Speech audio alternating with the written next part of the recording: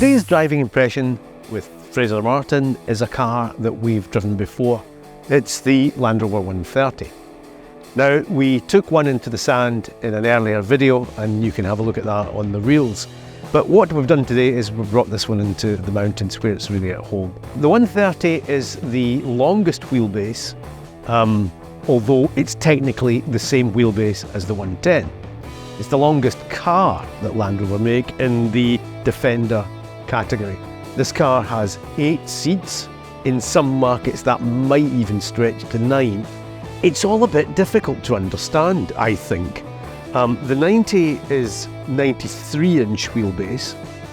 The 110 is in fact 119 wheelbase, so from hub to hub. And the 130 is exactly the same as the 110, but it has this extra bit on the back. And although that makes it look like a bigger car, and it is, it doesn't feel any bigger when you're driving it because the wheelbase is exactly the same as the 110. And in fact, in my view, this is the best toy in the box because that extra chunk over the back and the moving of the spare wheel further to the rear of the car actually compensates for the weight of the engine and balances the whole thing up. So when you're driving it, it just feels that much more together. This car is the P400, so underneath the bonnet here, which I'm not going to lift because again, there's nothing much to see. Straight 6 engine, 400 brake horsepower, absolutely the top engine until you get to the V8, which is a very rare beast indeed, and probably only to special order.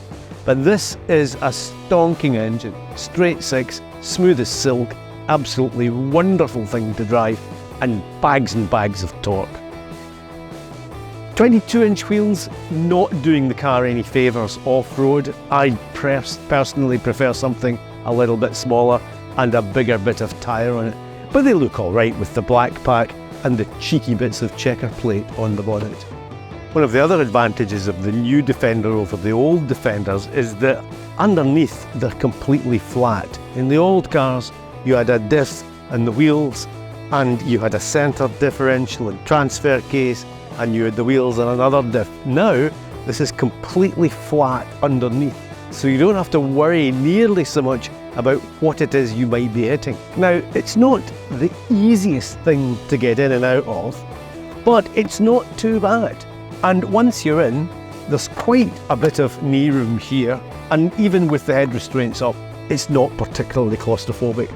I have a fair amount of room here, and I've got a seat belt. There's a seat belt here for the middle passenger and a seat belt here for the rear passenger. So everyone is comfortable and safe, and it's kind of stadium style seating. So this seat is slightly higher than that seat, is slightly higher than that seat. I can actually see out the front of the car quite easily. Not the easiest thing to get in and out of, as I said, but it's not bad. And if you're going to have 8 seats in a 4-door car, you're going to have to put up with something. You're not using all 8 seats, quite a bit of cargo room. I've got my trusty blue cool box in there just to show you just the amount of space that remains. But each of these seats will fold individually, so it's quite easy to configure the car for whatever you actually want to stack into it. So you can still have a seat running or 2 seats running, a long thing in the middle because the centre row will go down, and that will leave you flat right the way through the car. Hiding behind the trusty cool box is the fuse box for the car, and in some vehicles within that compartment there is a built-in compressor for airing up and airing down the tyres. Over this side here, nicely neatly packed little compartment for the warning triangle. Sits quite tidily in there, and a little bit of a stowage space for something like a rope, or in this case the net that goes across the bag. All in all, quite a handy piece of kit.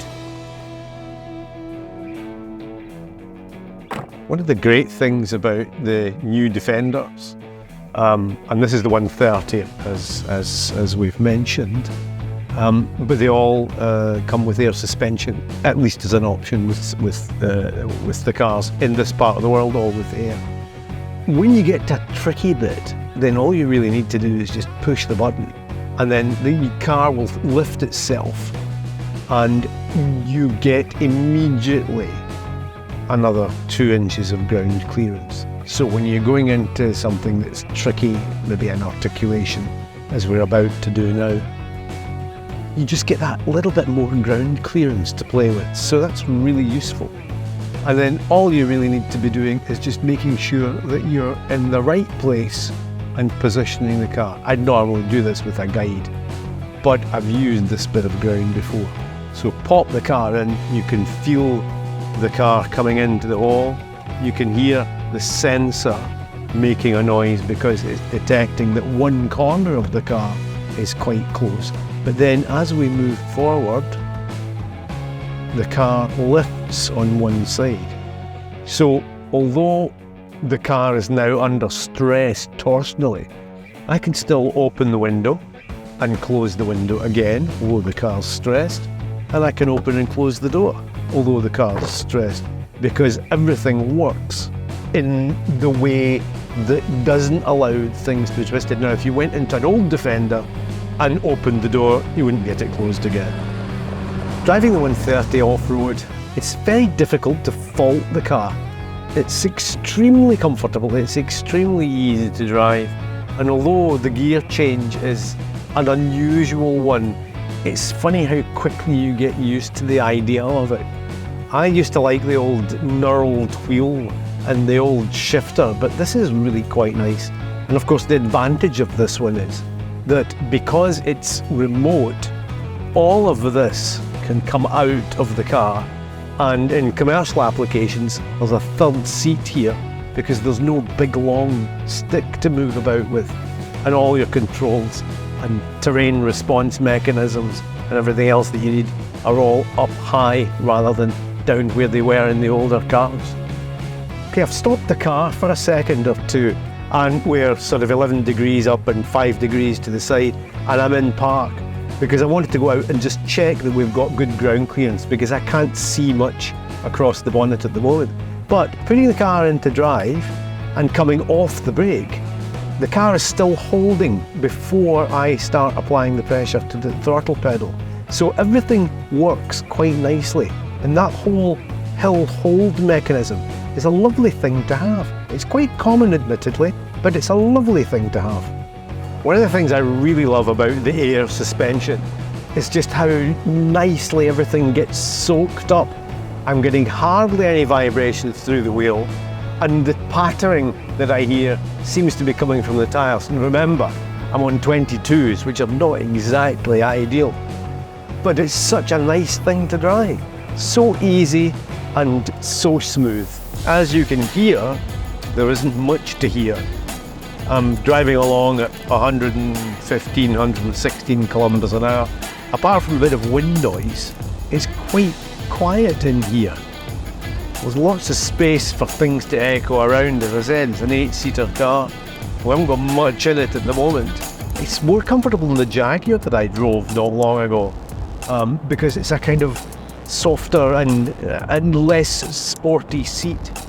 Good materials, lots of places to store things here and all round the dashboard, and grab handles and proper places to hold on to things. It's really a very well thought out car. There was a huge amount of resistance to this car when it came out at first, especially from dyed-in-the-wool, hardline, old school Land Rover guys, of which I admit I was one. Good sized navigation screen, easy to read, plenty of other stuff to be going on with.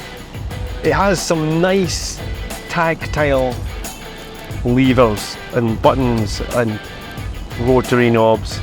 We get controls for the fan and for terrain response, and we combine the buttons for those with the turning of wheels in order to get different things to work.